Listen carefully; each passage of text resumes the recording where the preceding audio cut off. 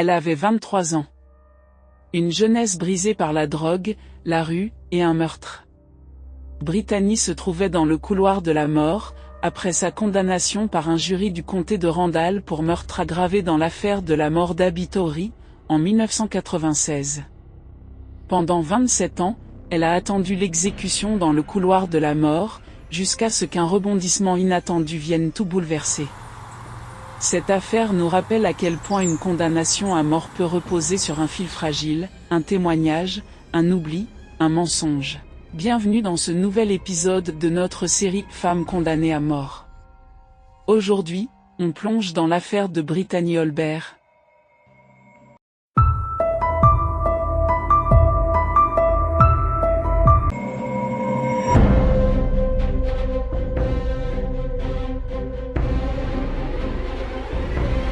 Brittany Marlowe Holbert est née en 1973 au Texas. En apparence, une enfant ordinaire. Mais derrière les portes closes, elle subit des abus, du rejet, et très vite, elle sombre dans la drogue. À l'adolescence, Brittany se perd.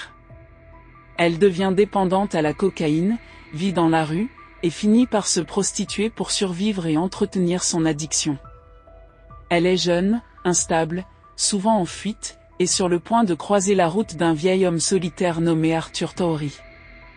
Le 13 novembre 1996, Brittany se rend chez Arthur Tory, 80 ans, un ancien professeur de géographie à la retraite, vivant seul à Amarillo. Ce qui se passe ensuite reste flou. Tory est retrouvé mort dans son salon, le corps couvert de 58 coups de couteau, battu avec un mélange de ciseaux, de pieds de biche, et même d'un miroir. La scène est d'une brutalité inouïe. L'appartement est saccagé. Il manque de l'argent, des objets personnels, et des cartes de crédit. Quelques jours plus tard, Brittany est arrêtée, au domicile d'un de ses anciens clients, à Tulsa, en Oklahoma. Lors de son arrestation, elle porte les bijoux du vieil homme et est en possession de ses cartes bancaires. Elle explique aux policiers qu'elle s'est défendue après avoir été agressée par Tory. Les enquêteurs ne la croient pas. Pour eux, c'est un vol qui a mal tourné. Un mobile simple, l'argent et la drogue. L'accusé a été reconnu coupable de meurtre avec circonstances aggravantes et condamné à mort par un jury du comté de Randall, qui l'avait jugé coupable du meurtre de l'homme de 80 ans. Sa condamnation s'appuyait notamment sur le témoignage de Vicky Kirkpatrick, une codétenue disant que Brittany aurait décrit le meurtre comme amusant et incroyable. Elle est incarcérée depuis 1998 aux prisons pour femmes de Texas. Mais l'affaire n'est pas terminée. En mars 2025, après des années de recours, la Cour d'appel fédérale du 5e circuit prend une décision historique. Le jugement est cassé, la condamnation est annulée, et l'affaire est renvoyée à la Cour du Texas. Le ministère public reconnaît la défaite, mais affirme que la procédure n'est pas terminée. Le procureur général du Texas pourrait tenter de relancer un procès, ou abandonner les poursuites. Après tant d'années, les avocats de Brittany Holbert découvrent que Vicky Kirkpatrick, le témoin principal de cette affaire, était un informateur confidentiel payé par la police, et que cette information avait été cachée au jury et à la défense. En 2011, la codétenue star du procès se rétracte.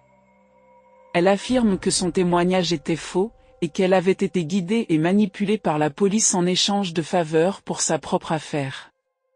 Son témoignage avait été utilisé par le ministère public pour étayer sa thèse selon laquelle Brittany avait tué Tory lors d'un vol. Un témoignage peut suffire légalement à condamner quelqu'un à mort aux États-Unis, mais cela dépend de la crédibilité du témoin, du contexte, de la juridiction, et des autres preuves disponibles. Pendant toute la durée du procès et des appels, Holbert a déclaré avoir initialement attaqué Tory en état de légitime défense, affirmant avoir été frappé en premier, puis avoir perdu le contrôle, avant de le poignarder et le frapper à mort. Brittany Holbert n'est plus condamnée à mort. De l'autre côté, l'un des fils de la victime demeure profondément marqué par ce drame et exige que la meurtrière de son père soit exécutée.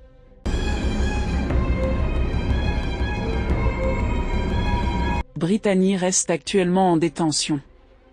La poursuite de l'affaire dépendra désormais du bureau du procureur du Texas, réouverture du procès, accord de plaider coupable, ou abandon des charges. Si aucun procès n'est relancé, elle pourrait être libérée.